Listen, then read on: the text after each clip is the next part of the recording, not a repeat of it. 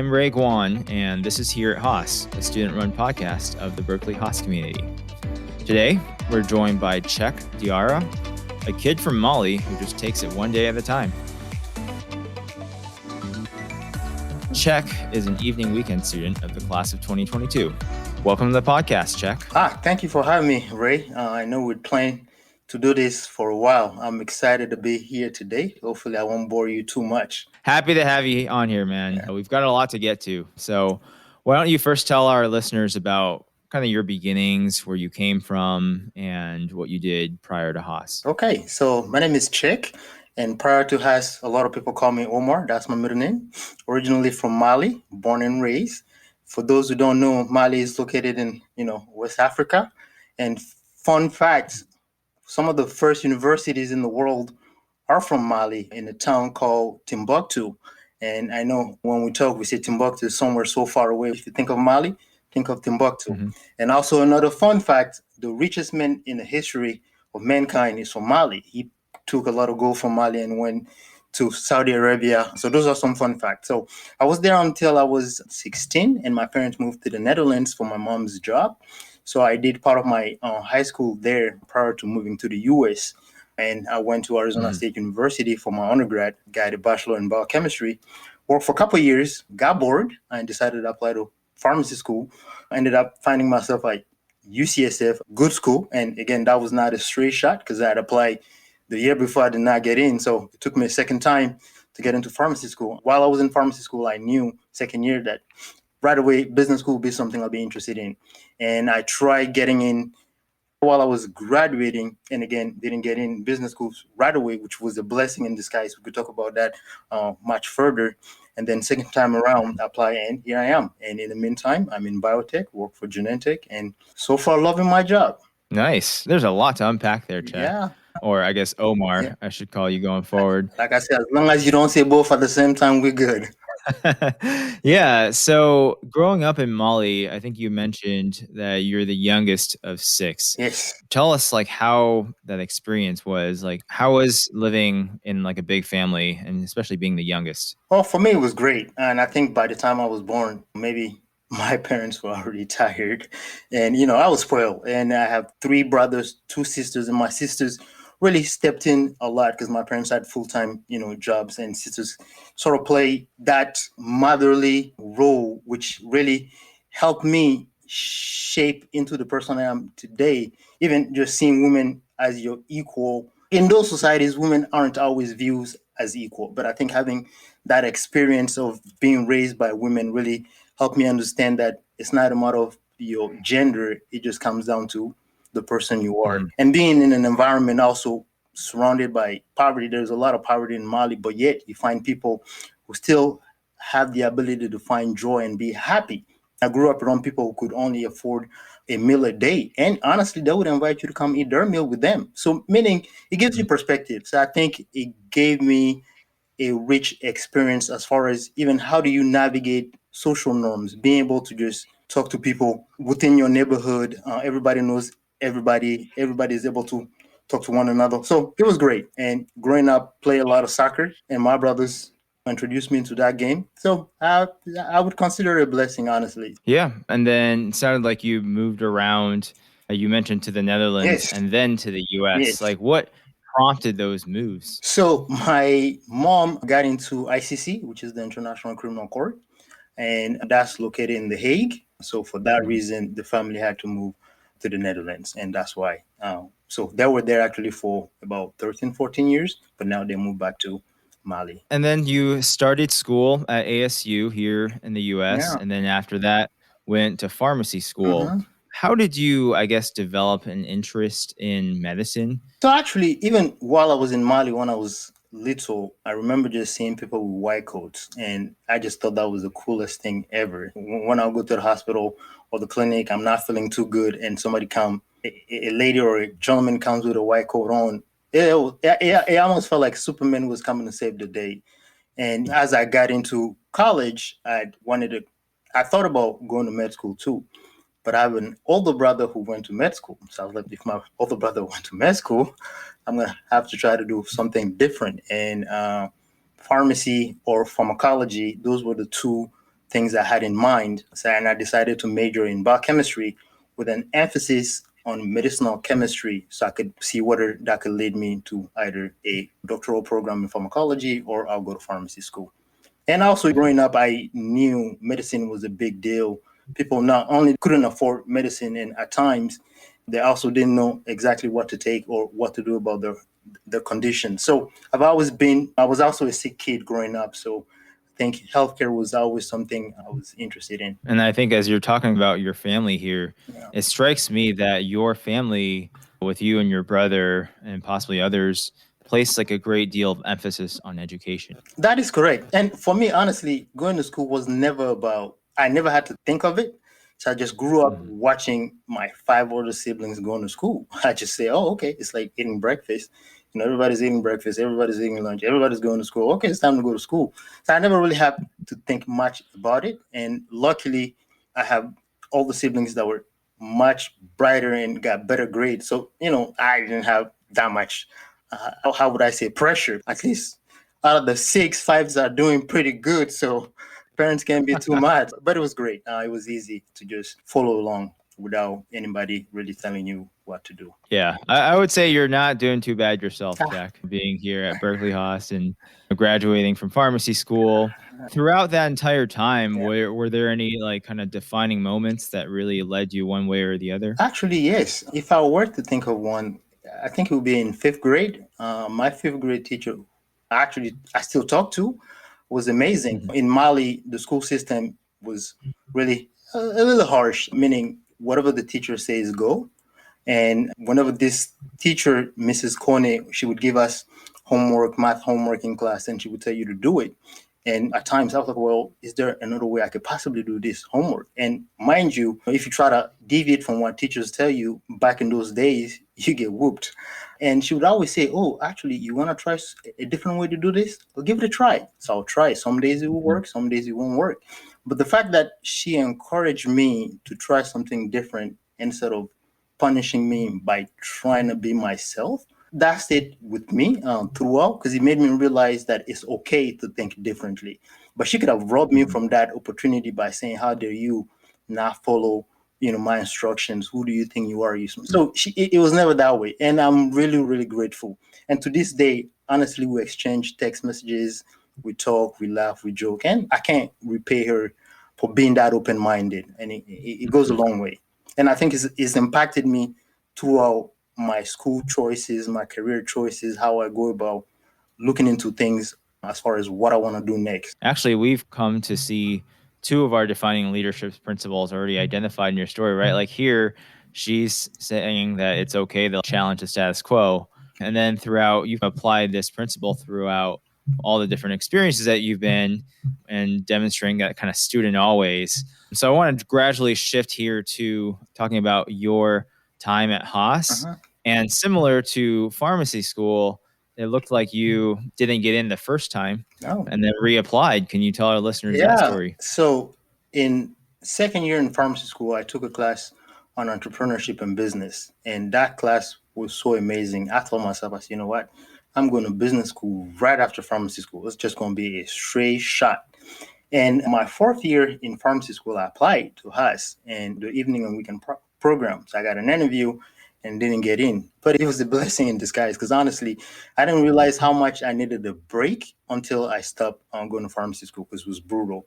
And I think some of the feedback I received after being rejected was to really go out there and explore a little bit more and then reapply, which was actually a really good advice, because the second time around, I think I had a better understanding of things I needed or I wanted to acquire throughout business school and how I was going to go about applying them moving forward. So, and I think it took me 2 years to reapply, and things worked out on the second time around. But it was the right decision for being rejected the first time around. What did you do during those 2 years, like specifically to improve your application? So I wouldn't even say per se improving application. I think I just went about life. I knew I had a pharmacy degree.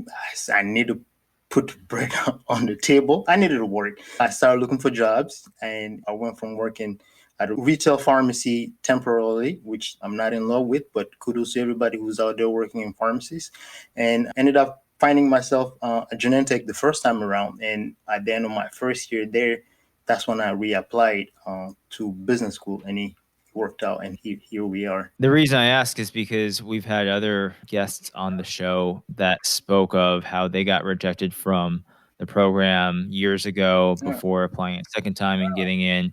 We've had some folks that applied to the full-time program and didn't get in, and then are all-star candidates in the EWMBA. Yeah. So what would you recommend then to someone in your shoes who has recently gotten rejected from Haas or has been rejected a few times? So I think Haas does something that I believe is amazing, given the fact that they give you the opportunity to receive feedback on your application. I would say if you apply to Haas and they are providing you an opportunity to hear back why you didn't get in, and I think that's when you get an interview and you don't get in. I think first, take those opportunities and learn what they have to say about your application, and then you could determine from there on how you could go ahead and making yourself more competitive. Second, if you don't even get an interview, but you're still interested in business school, I would say look yourself in the mirror and reassess your strength and areas you could improve on. And honestly, give it a second try. And I think you'll be surprised how sometimes we're so close and we don't realize it. We may give up, but by pushing a little further, things may work out just fine. And I think I'm just also overly optimistic in general. And I just think as long as you want something, you keep pushing for it, eventually it'll work out. Yeah, there's a word for that. I think we had a class yesterday where we talked about grit and how to measure that. Yeah. Let's talk about your experience at Haas now. You're in your second year now. We've just finished the core classes. What was your favorite class so far at Haas? I've had a lot of good classes, and I do have to say macroeconomics with Professor Ross was one of the most memorable class at Haas. And I think beside him being brilliant, and I think all of our professors are, I think the humanity in him really touched me. And I'll give you a few examples. So whenever Professor Ross take an example on executive, he would use the female pronoun she, because most of us are biased when we talk about CEOs and just say him or he. So I think he's so self-aware that he understood that it does not just have to be a male gender. And I think he was conscious enough to make everybody else comfortable. And in case there was a female in the room who aspired to be a CEO at some point. And as somebody who came from another country, so whenever we're talking about adding workers to the economy, he would never use the word immigrant. And I think he was also mindful of that, meaning how do we preserve humanity in folks who come here seeking a better life.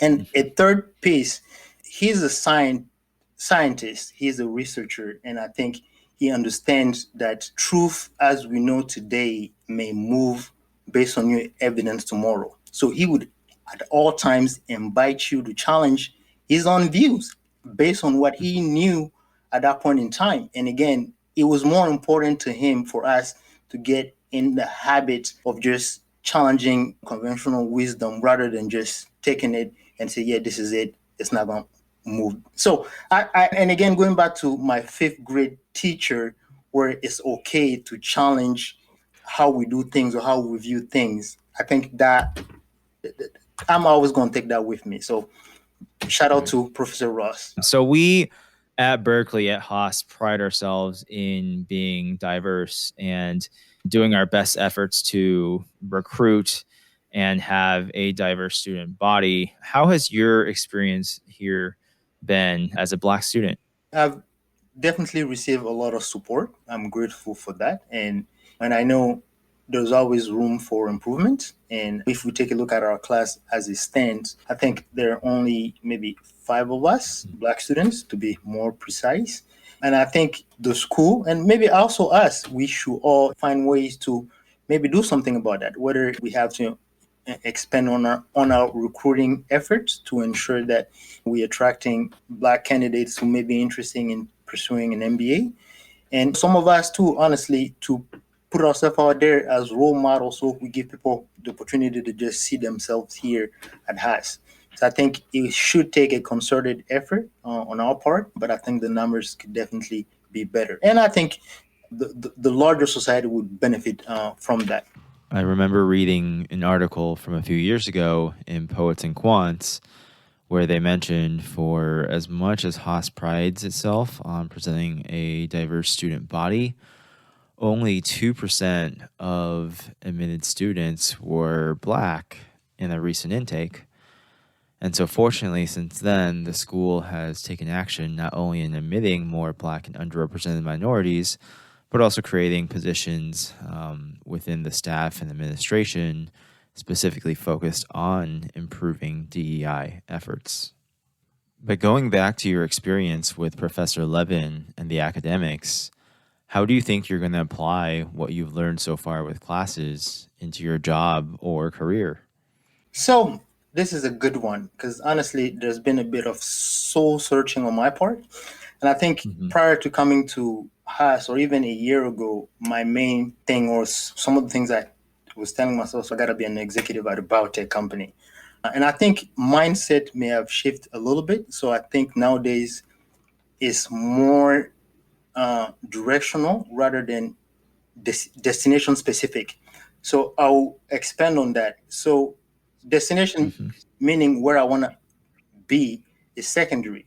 So nowadays, just trying to focus on growth and impact. So I think having the opportunity to grow in any role I'm currently in, and also looking around and see how am I impacting my surrounding. And I think whether that leads me to a specific position, that's great, but I don't think that's as important anymore.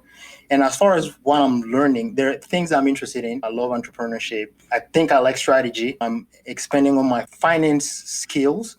And I think as long as there's growth, fulfillment, and impact, I think things will work out. But I definitely plan on remaining within the biotech/healthcare space.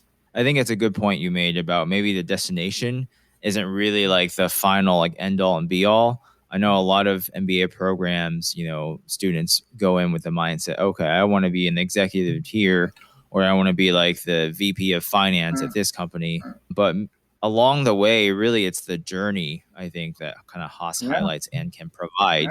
And I feel like if you're happy with that journey, then the destination is really just a means to the end, right? Yeah.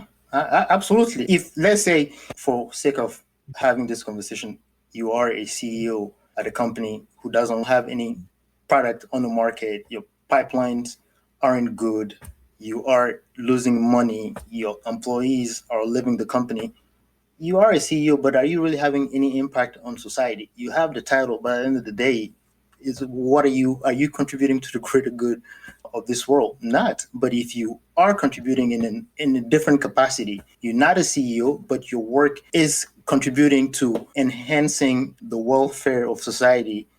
Yes, you're not a CEO, but I think you could walk with that satisfaction. I've contributed to something. So that's why I say It's not destination. Honestly, it has got to be directional. Right. Awesome. Well, we just have some lightning round questions. These are going to just be quick Q&As. So first one for you, Cheick. What's a book or podcast recommendation you have? The book Give and Take by Adam Grant. Okay. Yep. Adam Grant's a famous economist. One of my favorite reads, actually. And he has, I think, also a podcast and a blog. When I read that book, it really resonated with me so much. And because at the end of the day, I think giving is the most important thing in life. And then what's a habit that you've picked up during this extended shelter in place? Actually, I would say a habit that I've lost, which is working out. So I used to work out all the time. And because now not having access to the gym, so the habit I picked is a bad one. Now moving around. So unfortunately, I need to work on that. Yeah. Fair enough. Listeners, Cheick and I are both standing. And Cheick, I know you're a big fan of standing and working versus sitting or crouching, or even lying down, some people. Cool. And I know you haven't mentioned yet, but I know that you are a fan of soccer or football. I should say football. Football. There you go. What is your favorite athlete? Or who is your favorite athlete? Cristiano Ronaldo. And it's not because of the look, and I think it's because of the work ethics. And I think And also the way he dresses, right? He's a pretty sharp guy. I honestly think the work ethic, because he's been able to maintain consistencies throughout his career, even though he's not getting any younger. And I think the output is still there. And from what people say, he started with limited talent, but work really allowed him to just elevate to the next level. And he goes about it religiously. So I was actually living in Madrid. Yeah. I was doing a master's over there Yeah. in 2014-15 when he was obviously the star of Real Madrid. And the city just went wild for him. Yeah. I always wanted to be a soccer player, but reality checked in. I'm not that good. So here I am. Yeah, we'll see. I don't know. I think if there's like a Haas intramural football team, we'll see you on it. I don't know. We'll see. And you mentioned that everyone has a superpower, give or take. But what's yours, Cheick? I think just being like annoyingly positive all the time. And I think because perspective matters, and I think how you frame things in your head can go a long way. And for instance, I don't see dead end, I see detours. I don't see barriers, I see stepping stones. So I think how you reframe things in your head could really determine whether you have the ability to push a little bit more. And you just referred to the word grit.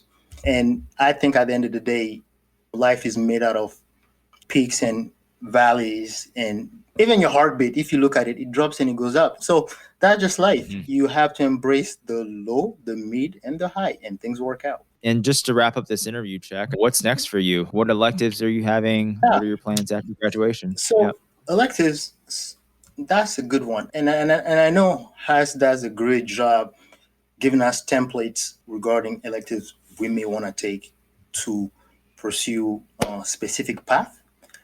And I'm thankful to the fact that they allow you to just take whatever you're interested in, personalize your learning. And I think I might go that route. And again, there are different things that I'm interested in that may not all just fall within one track. And with that being said, I'm still in the realm of biotech, and I'm going to try to stay there. I like the idea of strategizing to help determine whether companies should go with one drug on the market or into clinical trials versus another one by taking into account the competitive landscape and assess your risk of success and then making a decision. So hopefully my current role is in safety science, which is specific to drug development. So hopefully I can expand on that role in a couple of years and be in that strategic space and help with that. But it may change. And again, as I said, it's now destination specific, is directional. As long as I'm given the opportunity to just grow and hopefully have impact, be of service to my surrounding, I think I'll be all right. I think you'll be all right as well, Cheick. Yeah. Thank you so much for coming on the podcast today, man. No, thank you for being up this early just to listen to my boring self. So I appreciate it. Thanks for tuning in to another episode of Here Haas. If you enjoyed the show, please leave us a rating and review, and check out our website for links, show notes, and other episodes. This episode was produced by Nick Gurwey and edited by Adam Ward. I'm Guan, and we'll see you next time here at Haas.